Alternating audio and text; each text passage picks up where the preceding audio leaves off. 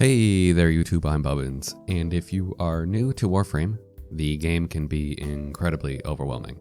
There are so many systems and materials and loot drops. Managing those resources so you don't waste the important ones is already a hard thing to do when you're still learning. But add in the game's premium currency, Platinum, and the opportunities to regret spending things incorrectly skyrockets. There are so many things in Warframe you can technically spend Platinum on, but really shouldn't. In this video, I'll point out some of the biggest Platinum traps in the game so you can make sure to hold on to that plat and spend it on things that really matter, like cosmetics. Before we start, let's figure out the value of Platinum. While you can wait for a really good discount or purchase gigantic packs of plat for a slightly better deal, let's just assume that the average person buys $10 of Platinum at once. That means 170 Platinum for $10. Essentially, 17 Platinum is $1. With that in mind, one of the biggest potential money sinks is crafting times.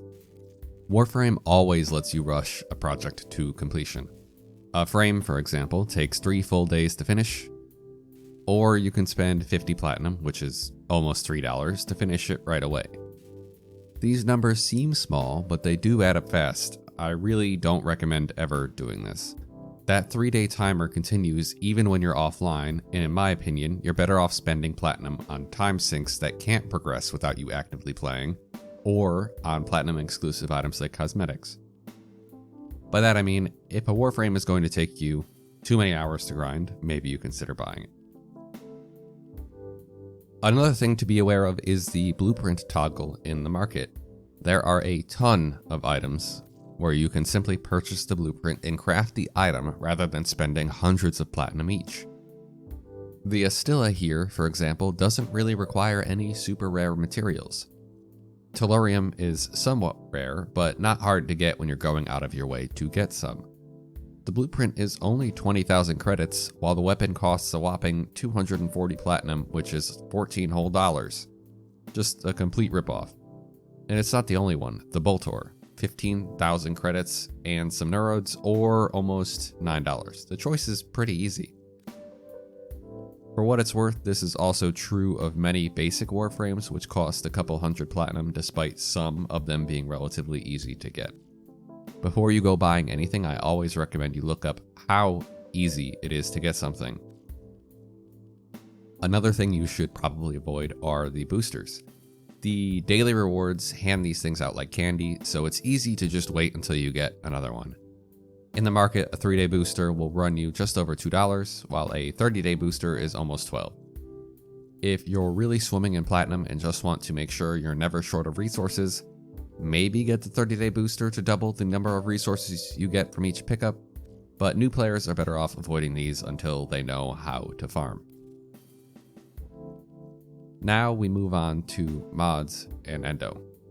Don't ever waste your Platinum on Endo. You're going to be swimming in it before you know it.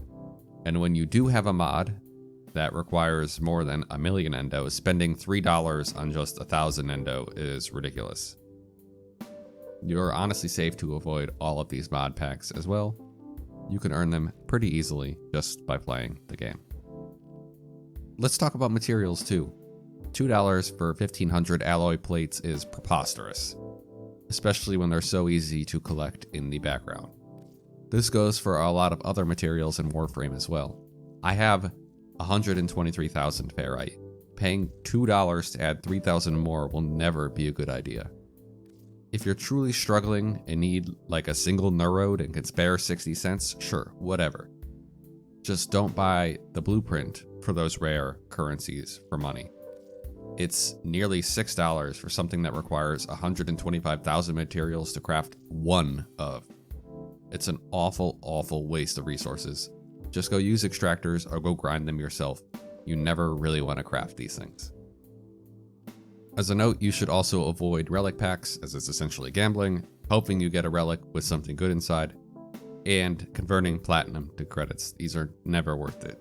Credits are so easy to get, especially when you get to like Neptune, Uranus, and beyond, where you can simply choose to gamble some of your credits to drastically increase how much you're getting.